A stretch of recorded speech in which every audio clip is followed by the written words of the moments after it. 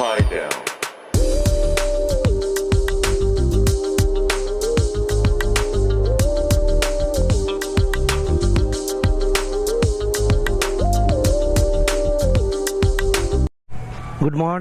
Good morning from Raiganj. আমরা কালকে অনেক রাতে এসে রায়গঞ্জে ঢুকেছিলাম, তো আমরা পেটং থেকে ডাইরেক্ট রায়গঞ্জ এসেছি। তো না সরি, পেটং থেকে আমরা বেরিয়েছি, কিন্তু আমরা মাঝপথে ওই লাভা ফাভা দেখেছি। আপনারা আগের এপিসোডে নিশ্চয়ই দেখতে পেয়েছেন। আমি প্রতিবারের মতো এবারেও ওই হোটেল এম্বাসিতে ছিলাম।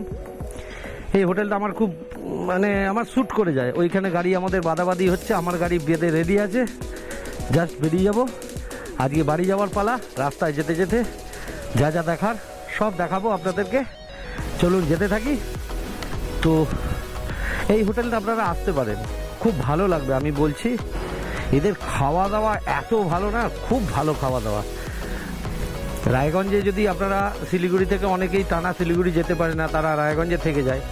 আমি তাদেরকে বলবো যে আপনি এইখানে যদি রায়গঞ্জ হচ্ছে মাঝামাঝি পড়ে আমাদের, আপনি যদি মনে করেন আপনি রায়গঞ্জে ঠিক এই জায়গাটায় এসে হোটেল এম্বাসি, এদেরকে আপনি গুগলেও পেয়ে যাবেন। এদের গুগলে ফোন নম্বর দেওয়া আছে, ওদের ফোন করে কন্ট্যাক্ট করতে পারেন। আমার থেকে ওই এসি রুম 1000 টাকা নিয়েছিল। এদের রেটটা একটু বেশি আছে। আমি বহুদিন ধরে আসছি এদের কাছে, প্রায় 5-6 বছর ধরে এদের কাছে আমি আসছি। তো সেক্ষেত্রে আমার একটু ছাড় দেয়। আপনি বলবেন আমার কথা, জ্যাঙ্গো বাইকার কিংবা এরা মৈনাকদা কলকাতা থেকে আসে, তাহলেই ওরা বুঝে যাবে। একটু তখন ডিসকাউন্ট হয়তো হতে পারে। চলুন যেতে থাকি। এই হচ্ছে আমাদের গাড়ির দুটোই রেডি। চলুন যাবো এবারে।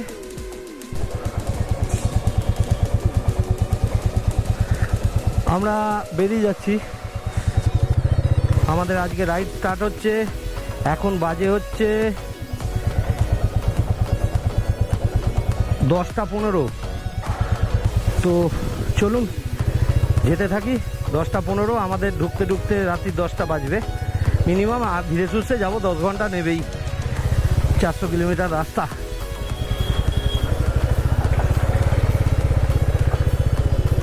চলুন, এই হচ্ছে রায়গঞ্জ।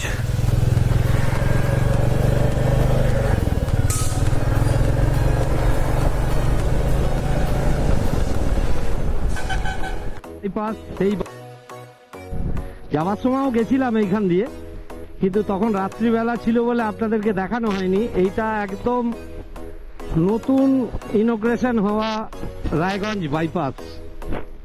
তো আপনাদের কেমন লাগছে বাইপাস একটু বলুন। তো আমার তো বেশ ভালোই লাগছে। একদম নতুন তৈরি হয়েছে এটা, তৈরি অনেক দিন আগে থেকেই হয়েছিল। একটা ব্রিজ নিয়ে ইস্যু হয়েছিল বলে এটা অনেক দিন, প্রায় 2 বছর ধরে বন্ধ হয়ে পড়েছিল। তো ব্রিজটা এখন কমপ্লিট হয়ে গেছে, ওই জন্য এখন আর কোনো প্রবলেম নেই, খুলে দিয়েছে। আমরা সবাই যাতায়াত করতে পারছি, আর দারুণ গাড়ি চালিয়ে খুব আরাম হচ্ছে। চলুন ক্রমশ এগিয়ে যাই। এই হচ্ছে নতুন রায়গঞ্জ বাইপাস। চলুন।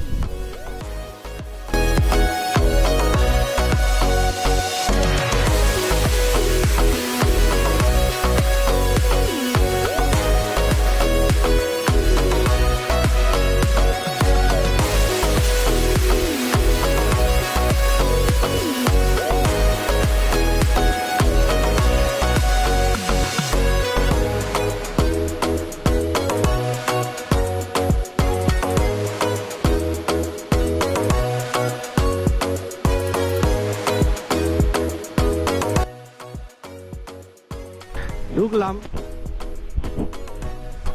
মোটামুটি ভালোই চালাচ্ছি এখন, বেশ ভালোই টেনে দিলাম অনেকটা। আসল কথা রাস্তাটা ফাঁকা ছিল, কিন্তু এই বালুরঘাটটা কিছু জায়গা যেখানে বালুরঘাট, গাজল, তারপরে কালিয়াচক, এগুলো খুব গ্যাদারিং থাকে, ঠিকমতো গাড়ি চালিয়ে আরাম নেই। প্লাস এখানকার লোকজনও ভালো না। বলছি সবাইকে বলছি না, বিশেষ করে এখানকার এই যারা বাইক কিংবা এই যে মোটর ভ্যান, প্রচুর এখানে উৎপাত। আর এদেরকে কিছু বলতে গেলে এরা এমনভাবে আপনাকেই চেপে ধরবে যেন সব দোষ আপনার। যদিও দেখুন মোটর ভ্যান এই ন্যাশনাল হাইওয়েতে ওঠাটাই বারণ, টোটো তো বারণ। এই দেখুন সামনে দেখুন টোটোটা কিভাবে যাচ্ছে, দেখুন কত কি ঝুলিয়েছে, কি বলবো। এখানে সারা NH-30 পড়ে মানে বিবিসি কার টোটো।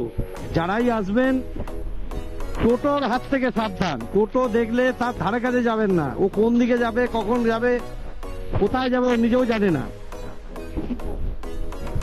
তো স্বাভাবিক, ওই জন্যই আমি আপনাদেরকে সাবধান করলাম, কারণ টোটোকে নিয়ে বাইকারদের প্রচুর অঘটন অতীতে আছে, সেইটাই আমি আপনাদেরকে বলে দিলাম।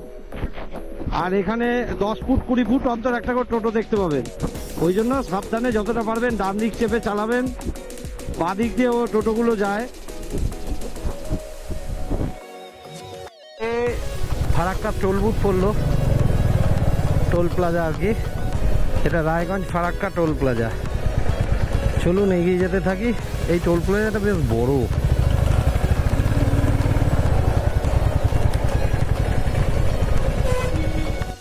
মালদা, আমি এখন মালদা বাইপাসে আছি। সেইখান থেকে এই মালদা বাইপাস থেকে বেরিয়ে খানিকটা যাওয়ার পর, মোটামুটি ফারাক্কা যাওয়ার পর একটু খাওয়া দাওয়া করব। দেখা যাক কতক্ষণে কত দূর যেতে পারি। চেষ্টা করছি একটু সময়টা বাঁচানোর, আর কিছুই না। তবে ধীর স্থির হয়ে চালাচ্ছি, জোরে চালাচ্ছি, ভালোই জোরে চালাচ্ছি। কন্টিনিউয়াস বলতে গেলে 100-এ ক্রুজ করছি, কিন্তু খুব ধীর স্থির ভাবে, যেখানে দরকার সেখানে অনেক আগে থেকেই স্লো হয়ে যাচ্ছি।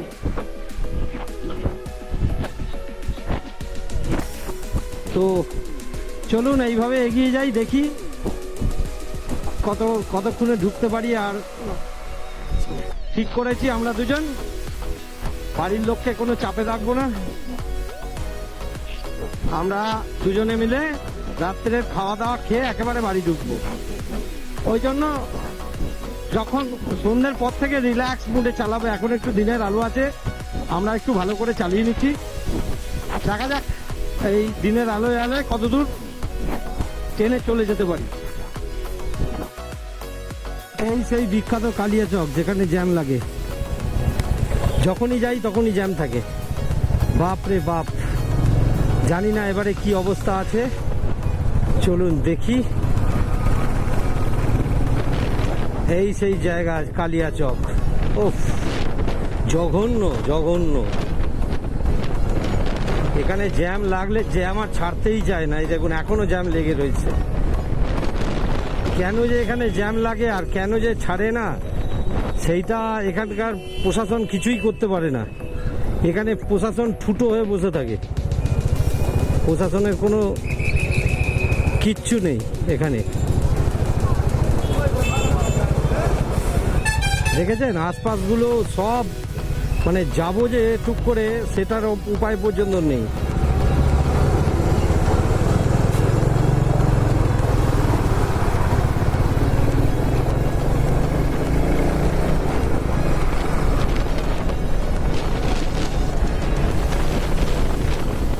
চলুন বেরিয়ে গেছি, যার সিগন্যালটা ছিল সেই জন্য বেরিয়ে যেতে পারলাম। ভগবান তোমাকে অশেষ ধন্যবাদ। রায়গঞ্জ এইখানেই শেষ হয়ে গেল।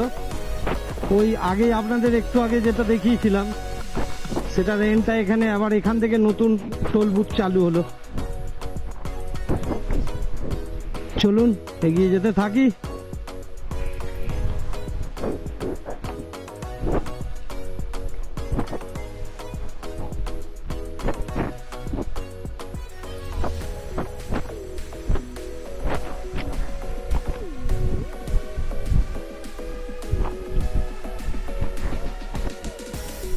প্রচন্ড গরম, যা পুরো হাওয়াটা পুরো লু বইছে, মানে কল্পনা করতে পারবেন না। এত বৃষ্টি মাথায় নিয়ে এখানে এসেছিলাম, আর এখন যাচ্ছি পুরো লু মাথায় নিয়ে, লু গায়ে নিয়ে, মাথায় নিয়ে নয়, লু লু পুরো, মানে ফিল লাইক 45 ডিগ্রি। এখানকার টেম্পারেচার দেখাচ্ছে 39 ডিগ্রি, কিন্তু feel like 45 degree. 45 degree temperature মনে হচ্ছে, মানে চিন্তার বাইরে। উফ, বাপ রে বাপ, কি গরম রে ভাই, গরম থেকেও ঝলসে যাচ্ছে গা হাত পা। ঘাম এক জিনিস আর এই লু আর এক জিনিস, এত গরম হাওয়া কি যে বলবো। ব্রিজ এসে গেল, এই আমার সামনে ফারাক্কা ব্রিজ।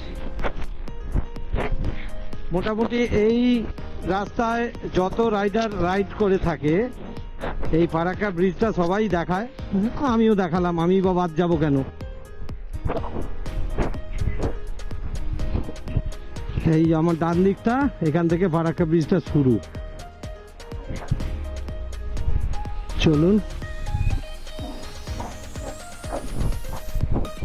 ও সামনেটা পুরো অফরোড করে রেখে দিয়েছে, তার পেছনে কারণও আছে। এখানটা যদি ভালো রাখে না, সবাই হাই হুই করে গাড়ি নিয়ে বেরিয়ে যাবে। এই দেখুন, বাঁদিকে ব্রিজটা বন্ধ ছিল, আবার তৈরি করা শুরু হয়েছে।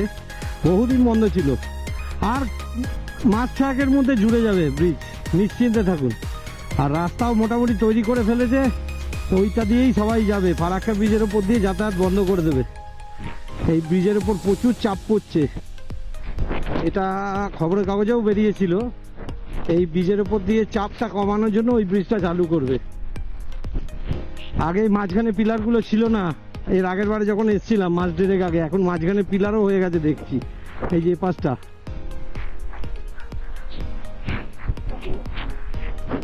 তো যাই হোক, চলুন এগিয়ে যাই। এই ডান দিকে সব লক গেটগুলো, এখন তো লক গেট ফেলে রেখেছে, বর্ষাকালে প্রচুর লক গেট খোলা থাকে, তখন জলটা প্রচুর বেড়ে যায়, তো তখন তাই জন্য লক গেট খুলে দেয়। সড়ক যোগাযোগে ফারাক্কার উপরের এই ব্রিজ মানে অনস্বীকার্য একটা অবদান রাখে। দারুণ দারুণ এক ইউটিলিটি ব্রিজ এটা নর্থ বেঙ্গলের সঙ্গে আমাদের সড়ক যোগাযোগের ক্ষেত্রে। নর্থ বেঙ্গলে যেখানেই যান এর ওপর দিয়ে আপনাকে যেতেই হবে। তো চলুন, আমি ব্রিজের প্রায় শেষ প্রান্তে চলে এসেছি। এই যে বাঁদিকে দেখুন, নতুন খোপাসা ব্রিজ ছিল না, এই ব্রিজগুলো নতুন তৈরি হচ্ছে। এই দেখুন, দেখিয়ে দিচ্ছি।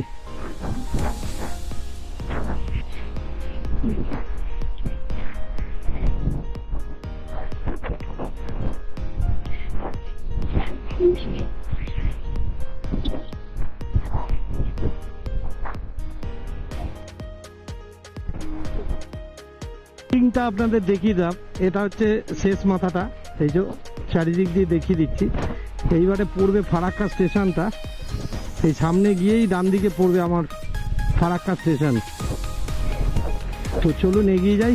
এই ফারাক্কা পার হয়েছি, এইবারে একটু খাওয়া দাওয়া করতে হবে, প্রচন্ড খিদে পেয়ে গেছে।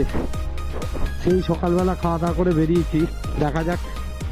চলুন।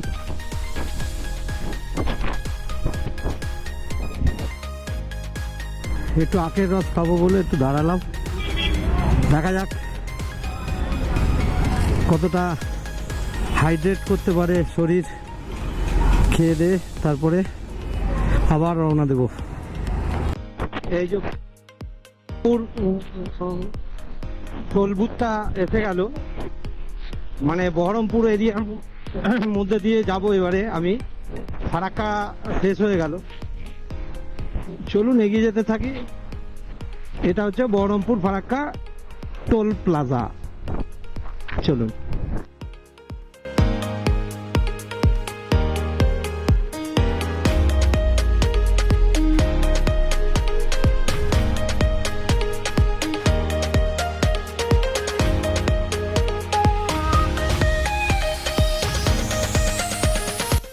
বড় টোল বুথটা এখানে শেষ হলো, এখান থেকে আবার আর একটা অন্য টোল বুথ শুরু হবে,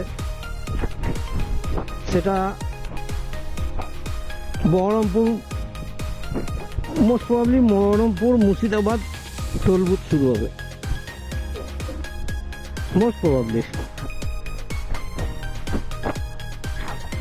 চলুন এগিয়ে যাই।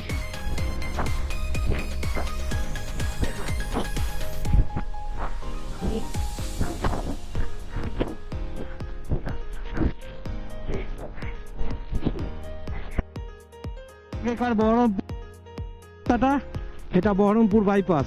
এই আমি বহরমপুর বাইপাসে ঢুকলাম।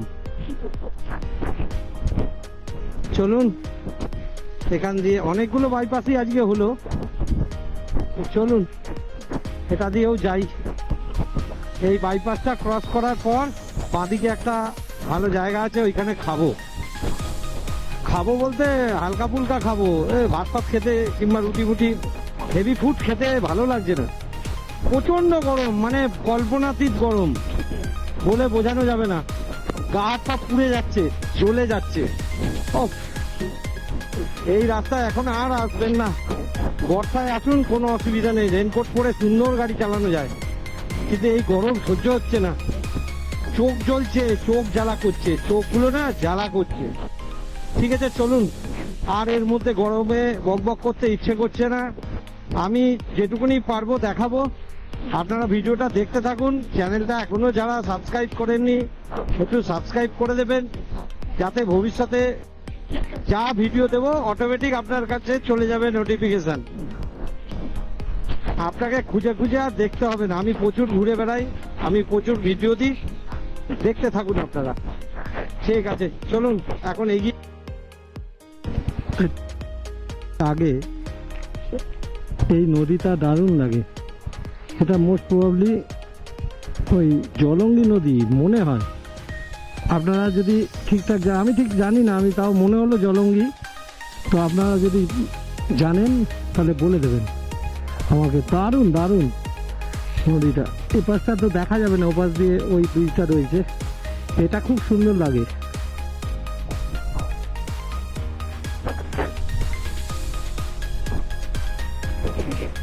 খুব সুন্দর নদীটা। চলুন এগিয়ে যাই, এত গরম না বলে বোঝানো যাচ্ছে না। ও মাথা খারাপ হয়ে যাচ্ছে, সারা শরীর শুকিয়ে গেছে। আমি অন্তত এতক্ষণে সকাল থেকে 5 লিটার জল খেয়ে ফেলেছি। পাগলাচণ্ডী, এটা পাগলাচণ্ডী নদী, হ্যাঁ পাগলাচণ্ডী ব্রিজ, এটাকেই বলে, বুঝতে পেরেছি। ঠিক আছে ওকে ওকে, এটা পাগলাচণ্ডী নদী। চল, এটা বহরমপুর কৃষ্ণনগর হাইওয়ে, এই টোল বুথ, টোল প্লাজা আর কি। চলুন এগিয়ে যাই।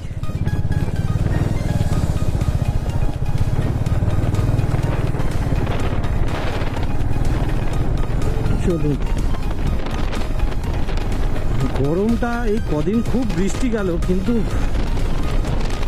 তাপপ্রবাহ কমেনি। হিট ওয়েভ প্রচন্ড হিট ওয়েভ চলছে। গরম না মানে হলকা মারছে, মানে এরকম হলকা, সেই দিল্লি সাইডে গাড়ি চালাই যখন তখনও এরকম লাগে, সেইরকম হলকা মারছে। প্রচন্ড কষ্ট হচ্ছে, প্রচন্ড, মানে সত্যি বলছি, এর আগের বছরে এই সময় এখান দিয়ে গেছি, এইরকম কষ্ট হয়নি। চলুন কি আর করবো, আপনারা দেখতে থাকুন ভিডিও, আমি দেখাতে থাকি। বেতুয়াটাউরি প্রবেশ করে গেলাম।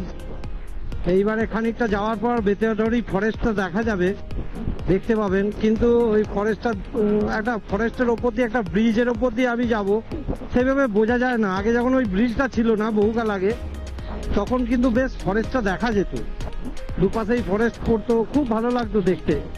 যাই হোক, যতটা পারবো দেখাবো, চলুন এগিয়ে। আন্দিকটা দেখুন, বেতুয়াডৌরি ফরেস্ট, এইখান থেকে ফরেস্টটা স্টার্ট হলো। বড় আছে, বেশ বড়। আর এখানে বুনো জীবজন্তু অনেক আছে। আমি এর আগে একবার এসেছিলাম, আমি হরিণ ছাড়া আর কিছু দেখতে পাইনি। বলে নাকি চিতাবাঘ আছে, ভালুক আছে, এসব নাকি সরকার থেকেই ছেড়েছিল এখানে একটা সময়। আমি কিন্তু এসব দেখতেই পাইনি, কিন্তু আমি হরিণ প্রচুর দেখেছি, প্রচুর হরিণ দেখেছি, মিথ্যে কথা বলবো না। এবং 2 থেকে 3 রকমের হরিণ দেখেছি। তো এমনি খারাপ, তবে গরমকালে আসবেন না ভুলেও। এটা ঘুরে দেখার জন্য মানে সবচেয়ে ভালো সময় হচ্ছে শীতকাল, মানে জানুয়ারি আর ডিসেম্বর আর জানুয়ারি। তারপর থেকে কিন্তু এখানে প্রচন্ড গরম। আর এই কৃষ্ণনগর চত্বরের গরম মানে অসহ্যকর গরম। এই যে ব্রিজটার কথা আপনাদেরকে বলছিলাম না, যে একটা ব্রিজের ওপর দিয়ে নিয়ে চলে যাবে, এখন আগে রাস্তা তলা দিয়ে ছিল, এখন এই ব্রিজটা হয়ে যাওয়ার জবে থেকে ব্রিজ অনেকদিন হয়েছে, জবে থেকে হয়েছে, তো আর ওই জঙ্গলটা আর দেখা যায় না। এই আমার ডান দিকে জঙ্গলটা ছিল, দেখেছেন পুরো ঢাকা পড়ে গেছে, জঙ্গলটা আর দেখা যায় না। এই যে এখান থেকে দেখুন খানিকটা বুঝতে পারবেন জঙ্গলটা, এই যে দেখতে পাচ্ছেন খানিকটা জঙ্গলটা বোঝা যাচ্ছে। এই যে আমার ডান দিকটা পুরোটাই জঙ্গল।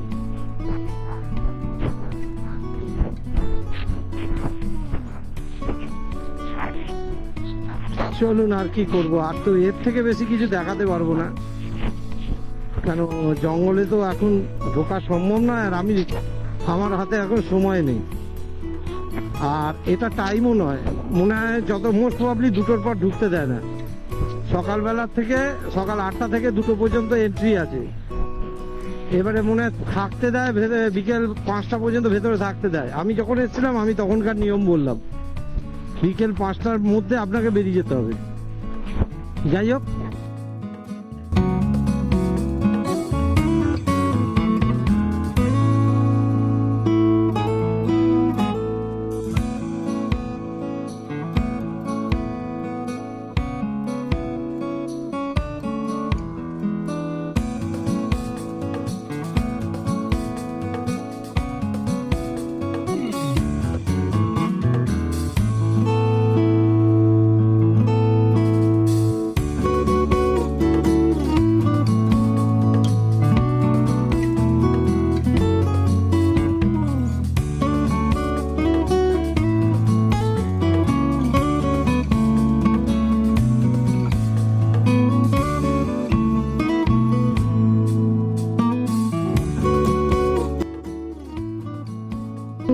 NH-34 এর ওপর দিয়ে এখন যাচ্ছি।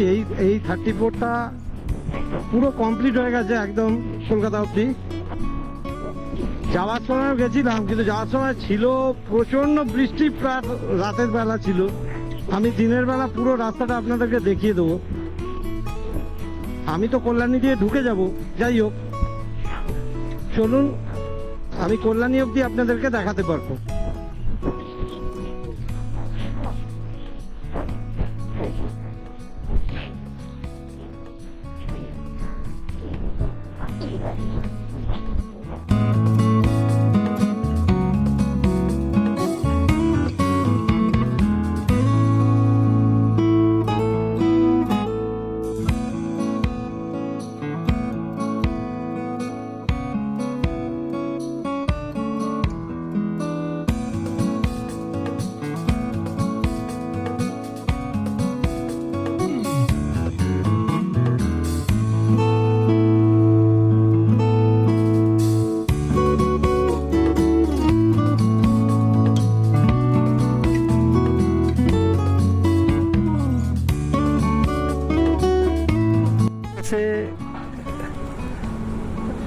আমরা একটু তেল নিলাম, তেল সব শেষ হয়ে গেছিল,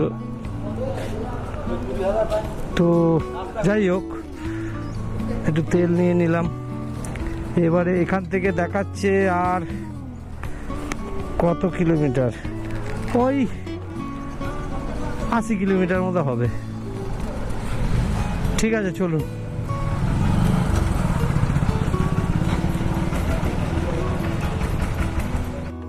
ব্রিজটা, এই যে সামনে যে ব্রিজটা, এই ব্রিজটার জন্যই রাস্তাটা ইনকমপ্লিট হয়ে পড়েছিল, মানে খুলছিল, মানে সবারই অসুবিধা হচ্ছিল, তলা দিয়ে যেতে হচ্ছিল। এটাই হচ্ছে সেই রানাঘাটের ব্রিজ, তো সেইটা এখন খুলে গেছে, খুব স্মুথলি আমরা সবাই বেরিয়ে যেতে পারছি। এটা বেশ একটা খুশির খবর। চলুন এগিয়ে যেতে থাকি, এরম করে আরো জিনিসপত্র দেখাবো। কল্যাণীর দিকে বেঁকে গেলাম আমরা, কল্যাণী মোড় দিয়ে কল্যাণীর দিকে বেঁকে গেলাম। খুব ডিস্টার্ব করে এই গাড়িগুলো। ও, এটা পুলিশের গাড়ি, ঠিক আছে, অসুবিধা নেই। তো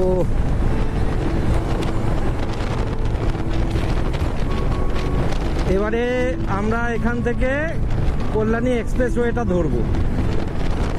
চলুন যেতে থাকি।